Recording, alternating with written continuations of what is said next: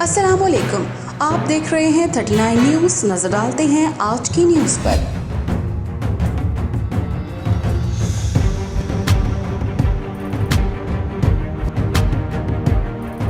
तफसीलात जानते हैं अपने नुमाइंदे से।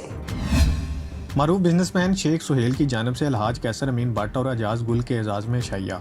चेयरमैन न्याजी एक्सप्रेस बजाज न्याजी इश्तियाक लोन साबिक एमपीए गुल आगा सुहेल ज़िया भट्ट समेत दीगर लीगी रहनुमा भी शरीक। मेहमानों की लजीज़ो पुरतकल्लुफ़ खाने से तवाज़े।